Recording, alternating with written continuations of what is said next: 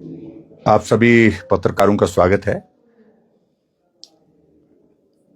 हिमाचल प्रदेश में इस मॉनसून के चलते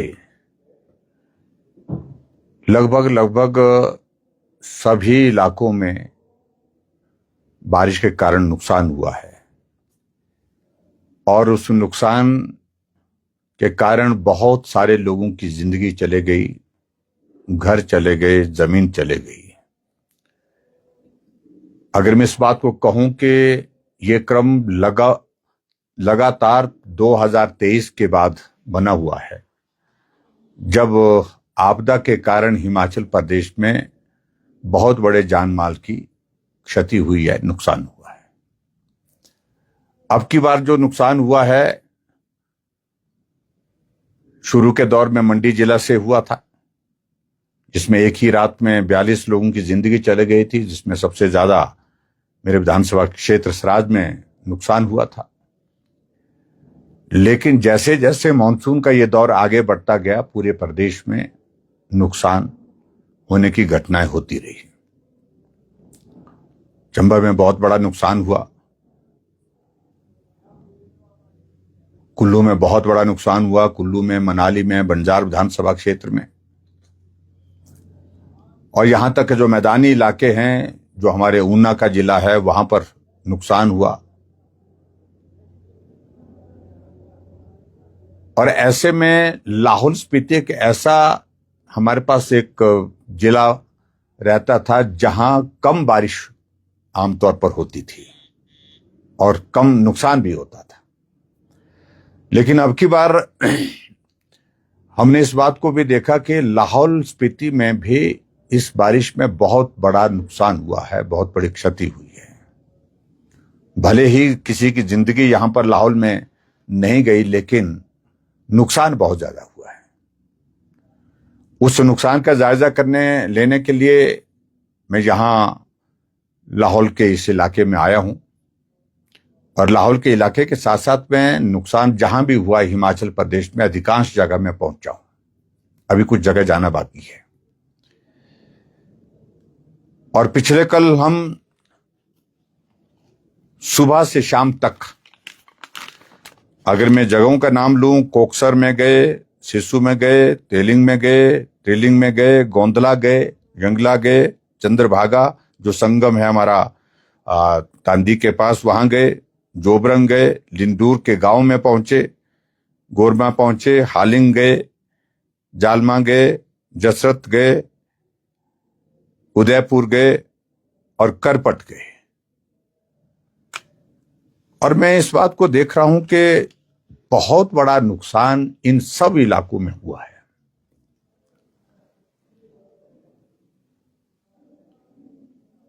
और खास तौर से पहली बात को लेकर के जो हमारे लिए बड़ा चिंता का विषय है कि लाहौल के लोगों के लिए आय का जरिया जो कैश क्रॉप्स होती है हमारी, वो एक बहुत बड़ा आय का जरिया होता है, चाहे वो गोभी है, चाहे मटर है, चाहे आलू है।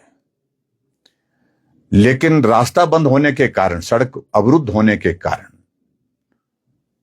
गोभी का जो सीजन भरपूर सीजन था और अच्छी मात्रा में गोभी का इस बार उत्पादन हुआ था, लेकिन वो मार्केट तक पहुंच ही नहीं पाया और खेतों में ही अभी तक जो है वो सड़ रहा है। अब तो उसको बचाने की भी कोई गुंजाइश नहीं रही। यानी कि बहुत बड़ा नुकसान किसानों का इस बारिश के कारण हुआ है, क्योंकि जो नकदी फसल गोभी की, विशेष तौर से गोभी है, ब्रोकली है, उसके साथ साथ में मटर की है, मटर का भी सीजन जो है पीछे जो रहा, तो उसको मार्केट तक पहुंचाने में कठिनाई रही और कठिनाई के चलते जो है वो सारी की सारी फसल तबाह हो गई। इसके अलावा जो हमने और चीजें जो देखी हैं, एक तो फसल के कारण जो है आर्थिकी पर, यहां इस इलाके के लोगों के जो आर्थिकी पर बहुत बड़ा नुकसान, मतलब बहुत बड़ा जो है वो इसका बोझ पड़ेगा, बहुत बड़ा जो है इसका असर होगा। कल जहां हम गांव में गए, चंद्रभागा के पास भी हम रुके थे, जो तांदी गांव है, लगातार दोनों तरफ से कटाव मतलब नदी के कारण कटान होने की वजह से वहां लोगों की कई बीघा जमीन जो है वो चले गई है। और अब तो स्थिति ये आ गई कि गांव भी असुरक्षित हो गए। और इसी तरह से हमने जो जसरत है मिकल मैंने जहां पुल के पास नीचे गए थे, उस गांव में तो बहुत सारा सैकड़ों बीघा जमीन जो है वो उस जमीन ही नहीं रह गई, वो सारी बह करके चले गई। अब उसके बाद नौबत गांव तक की आ गई है, यानी कि गांव का जो जहां गांव में घर हैं वो घर भी संकट में आ गए हैं। आने वाले समय में उन गांव को हम सुरक्षित माने ऐसी गुंजाइश नहीं रहेगी। उसके बाद हम लिंडूर के गांव में भी गए। काफी ऊंचाई पर होने के बावजूद भी उस गांव में भी ऊपर से भूस्खलन हो रहा है, दोनों तरफ से हो रहा है। बीच में गांव है, दोनों तरफ से कटाव होने की वजह से बहुत बड़े नुकसान वहां पर हुआ है और गांव असुरक्षित हुआ है। घरों में दरारों के साथ साथ में आंगन बैठ गए हैं, धंस रहे हैं। और ऐसे में लिंडूर के गांव को भी आने वाले समय में सुरक्षित स्थान पर ले जाने के लिए व्यवस्था होगी, ऐसा लगता है कि ऐसे हालात पैदा हो रहे हैं। उसके बाद हम पीछे उदयपुर से होकर के करपट के गांव गए और करपट के गांव में तो हमने इस तरह से तबाही देखी है कि वो गांव के सारे लोग घर छोड़ करके, बहुत सारे घर तो बह करके चले गए, जमीन थी वो भी बह करके चले गए। इतनी बड़ी बड़ी चट्टानें वहां पर आई हैं जिसके चलते जो है वो एक दहशत का, एक डर का एक माहौल वहां पर हो गया है। और उसके चलते ये स्थिति बन गई है कि वहां के लोग जो है वो टेंटों में रह रहे हैं, दूसरी जगह सुरक्षित स्थान में जाकर के घर छोड़ करके रह रहे हैं। और आने वाले समय में मैं वहां पर देख रहा हूं जो हालात बने, उस गांव में किसी तरह से भी रहना सुरक्षित नहीं होगा। और आप ये मान करके चलिए, कल गांव के लोगों ने भी रिप्रेजेंटेशन दी है कि अल्टीमेटली उस गांव को सुरक्षित स्थान के लिए हमको शिफ्ट करना पड़ेगा। ये स्थिति वहां पर करपट के गांव की है। और इसी तरह से करपट से जो पीछे गांव है, क्या नाम उस गांव का, जो शकुली, जहां नुकसान करपट की तरह नुकसान हुआ है, चंगुट की बात मैं बोल रहा था नाम, उस गांव का भी नुकसान बहुत ज्यादा हुआ। उसमें भी वहां के लोगों को भी कुछ जगह सुरक्षित स्थानों पर ले जाने की स्थिति, मतलब नौबत आ जाएगी, ऐसा लग रहा है कुल मिलाकर के जो नुकसान वहां पर हुआ। लेकिन मैं इस बात का जिक्र कर रहा हूं कि अभी तक जो नुकसान हुआ है सिर्फ और सिर्फ वहां पर अभी तक सिर्फ पटवारी कुछ जगह पहुंचा, कुछ जगह जो लोगों से जानकारी मिली है अभी तक पटवारी भी वहां पर नहीं पहुंचा है। प्रशासन के अधिकारी पहुंचे हैं लेकिन राहत अभी तक नहीं मिली है। और नुकसान हुए काफी टाइम हो गया लेकिन अभी तक फौरी राहत के रूप में कुछ मदद होनी चाहिए थी, ऐसे लोगों का कहना है।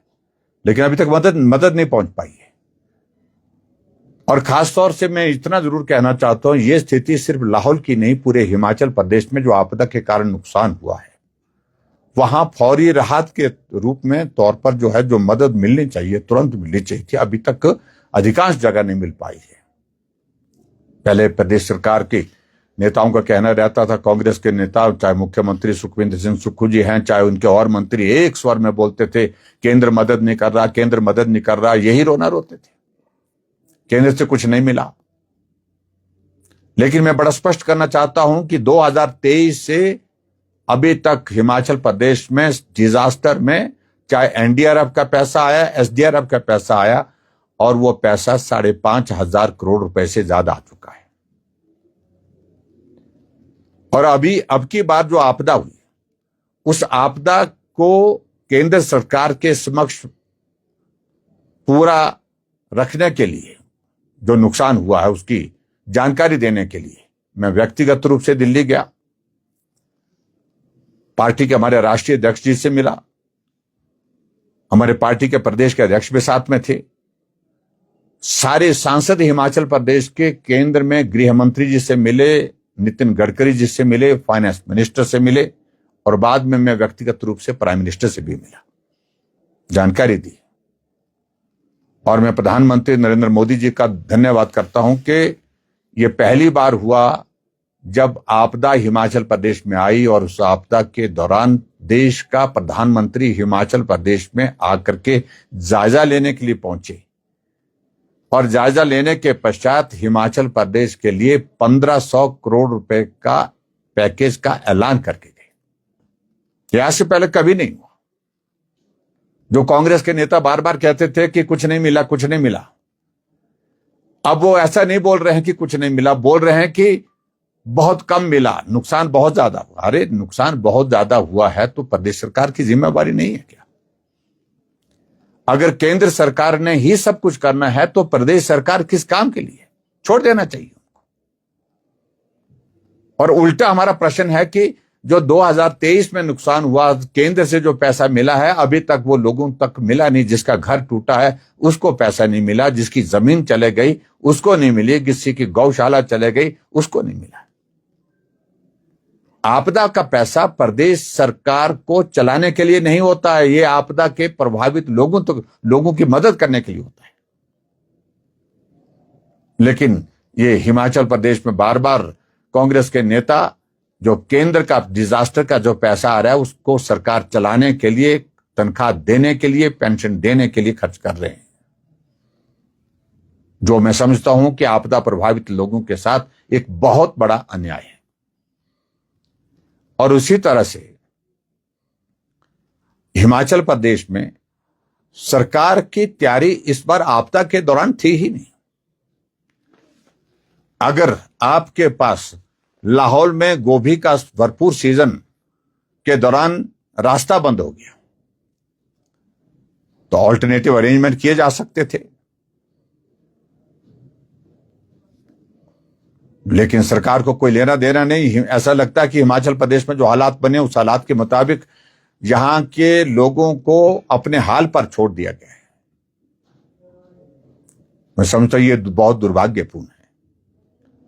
और बार बार मैं देख रहा हूं कांग्रेस के नेता बार बार स्टेटमेंट दे रहे हैं कि प्रधानमंत्री जी ने जो राहत दी है वो पैसा जो स्कीम की शेप में नहीं, वो पैसा सीधा जो है बैंक में आना चाहिए, खाते में आना चाहिए। पैसा केंद्र से मिलेगा, प्रदेश को मिलेगा, लेकिन प्रदेश में उस पैसे को खर्च करने का जिम्मा प्रदेश की सरकार का है। अगर पुराना अनुभव हम देखें तो वो अनुभव ठीक नहीं रहा है, इस बात को हम बड़ा साफ कह रहे हैं। चुन चुन करके उन लोगों को राहत देने के काम करने की कोशिश हुई जो एक दल से, उनके पार्टी से, उनकी पार्टी से संबंध रखते थे। इसलिए मैं प्रदेश सरकार से इस बात के लिए आग्रह करता हूं कि निश्चित रूप से जो आपदा का पैसा है वो आपदा प्रभावित लोगों को मिले। और उसके पश्चात जो आग्रह हमको यहां पर मिले हैं, पिछले कल सुबह से शाम तक हम लोगों के बीच में जब रहे हैं तो लोगों ने बहुत सारे सुझाव दिए हैं, आग्रह दिए हैं। मैं प्रदेश सरकार के समक्ष भी रखूंगा, उनको भी बोलूंगा, और उसके साथ साथ में जो केंद्र के साथ जो विषय उठाने के हैं केंद्र के साथ भी बात करूंगा। लेकिन हमारी ये कोशिश है कि जिस प्रकार से हिमाचल प्रदेश में आपदा के दौरान भारतीय जनता पार्टी के कार्यकर्ताओं ने अपने सहयोग से आपदा प्रभावित लोगों को मदद की है, राशन जहां खत्म था राशन पहुंचाया, सामान जो पहुंचाना था वो सामान पहुंचाया, चंबा के इलाके में, मंडी के इलाके में, कुल्लू के इलाके में। लेकिन कांग्रेस पार्टी जो सत्ता में है, इनका एक भी नेता, एक भी आदमी, एक भी कार्यकर्ता हमको राहत के लिए मदद करते हुए नहीं देखा। कुल मिलाकर के हमारा ये कार्यक्रम आज पूरा हो रहा है। सभी प्रभावित इलाकों में प्रमुख रूप स्थानों पर हम गए हैं और आज उसके पश्चात हमारा यहाँ पर पार्टी के सब साथियों के साथ यहाँ पर मिलना भी हुआ था। और आज हमारी पार्टी के संस्थापक नेता के रूप में पंडित दीनदयाल उपाध्याय जी की जयंती भी है, वो कार्यक्रम भी हमने यहाँ पर किया। उनके जीवन से हम सबको प्रेरणा लेकर के समाज के लिए, समाज सेवा के लिए काम करना है।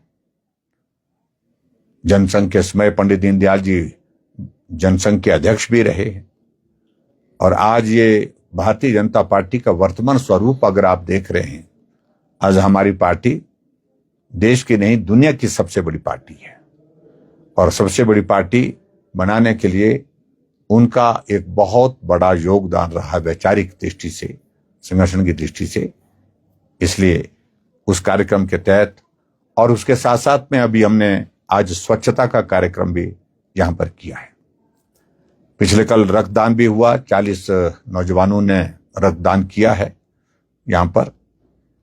उनका भी मैं धन्यवाद करता हूं क्योंकि प्रधानमंत्री नरेंद्र मोदी जी के जन्म के उपलक्ष्य में जो हमारा कार्यक्रम का जो स्वरूप बना है, जो पखवाड़ा, सेवा पखवाड़ा के रूप में, उसके तहत स्वच्छता का कार्यक्रम, उसके तहत वृक्षारोपण का कार्यक्रम, उसके तहत रक्तदान शिविर का आयोजन करने के कार्यक्रम, ऐसे अनेकों कार्यक्रम जो किए जा रहे हैं। और आज रक्तदान के जो साथी थे उनको हमने सर्टिफिकेट भी दिए और उसके साथ स्वच्छता का कार्यक्रम भी किया। कुल मिलाकर के अगर मैं कहूं, अगर लाहौल में आकर के यहाँ के विकास को एक तरह से पूर्ण रूप से ग्रहण लग गया। पूरे हिमाचल प्रदेश की स्थिति भी वैसी है और वही स्थिति आज लाहौल स्पीति की भी है। कोई भी विकास कार्य यहां पर आज की तारीख में नहीं हो पा रहा है। भले ही सरकार कांग्रेस पार्टी की हिमाचल प्रदेश में है, विधायक कांग्रेस पार्टी की है, लेकिन मैं देख रहा हूं कि सब विवश होकर के लोग आज के हालात में जो यहां पर लाहौल स्पीति में जो स्थिति बनी है, जो नुकसान हुआ है, उस भरपाई के इंतजार के लिए राहत का इंतजार कर रहे हैं, लेकिन राहत अभी तक नहीं मिल पाई है। और ना ही यहाँ की जो विधायक है वो स्वयं इस बात को कहती है कि आर्थिक संकट है प्रदेश में और उस संकट के चलते यहाँ पर जो विकास कार्य जो है वो धीमे हैं। अपने ही लोगों को वो समझाने लगी है कि अभी थोड़ा सब्र रखें, सही में रखें। और इससे जाहिर होता है कि कांग्रेस पार्टी में भी बहुत बड़ी उथल पुथल चल रही है। नाराजगी का माहौल, निराशा का माहौल पूरे प्रदेश भर में जो है, वही माहौल यहाँ लाहौल स्पीति में भी है। Thank you.